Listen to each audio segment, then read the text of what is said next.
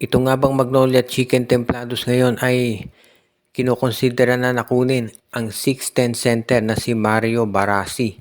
Ito'y naglalaro ngayon dito sa Titan Ultra.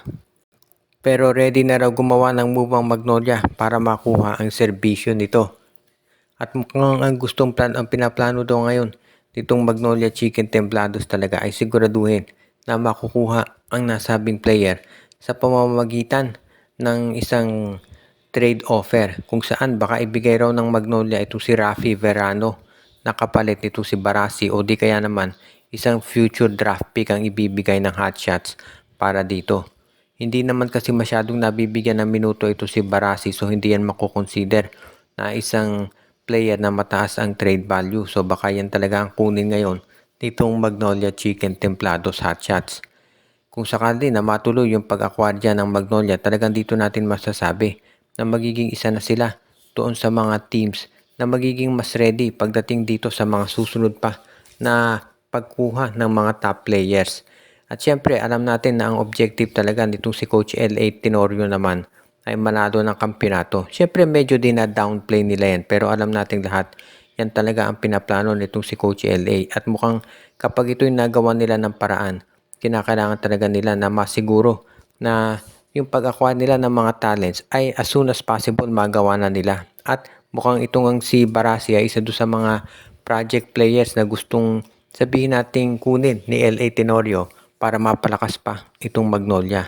Kung sakasakali nga na ito'y matuloy, ba masasabi talaga natin na magiging isa na to dito sa mga sabihin nating obvious na plano ng Magnolia para magkaroon na sila ng isang championship contender team, dahil iba talaga kung meron kang ganito kalaking player sa iyong lineup.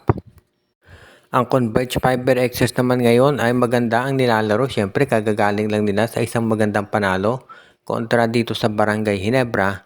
At sa ngayon naman, ayon doon sa mga reports ay nakikinig na raw sila sa iba't ibang mga teams para sa mga offers para dito kay Mikey Williams. Hindi na kinakailangan ng convert si Mikey, kitang-kita na natin yan dahil sa ganda ng nilalaro nitong si Juan Gomez de Leano. Pero kinakailangan syempre, kung ikaw ang Converge Fiber Access, gusto mo siguraduhin na as much as possible na ma-maximize mo yung value ng iyong mga players at assets. Itong si Mikey Williams ay isang trade asset pa rin yan para dito sa Converge. Kaya nga pinag-iisipan pa rin nila na i-offer to sa kahit sinong team na interesado. Sa ngayon, mababa na ang value ni Mikey dahil hindi na to naglalaro sa PBA sa matagal na panahon. At mukhang hindi pa rin magkasundo sa mga contracts. Pero meron pa rin mga teams talaga na gusto itong makuha. So kung ikaw naman ang Converge, very patient ka na nag-iintay dahil sa totoo lang, hindi nila kailangan i-trade agad si Mikey. Kumbaga ang mawawalan dito si Mikey Williams dahil habang tumatagal, tumatanda na siya at baka hindi na. Siyempre, habang tumatanda na si Mikey at hindi nagiging aktibo sa basketball, pababa ng pababa yung value nito at paubos na paubos yung mga teams na nagkaka-interest sa kanya. Kaya iyan nga yung masasabi talaga natin na pwedeng gawin nitong nitong Converge Fiber Access ngayon. Kumbaga, hindi sila ang mawawalan kung sakaling magtagal man yung negosasyon para dito kay Mikey. Willing silang maghintay hanggang makuha nila yung pinakamagandang offer dahil maganda naman ang nagiging performance ng kanilang team. Kaya isa talaga to dito sa masasabi natin na magandang move na ginagawa ngayon nitong Converge Fiber Access, yung pagkuha dito sa mga top quality players at syempre pati na rin dito sa pag-trade na kay Mikey Williams sa ibang team para makakuha ng additional talent.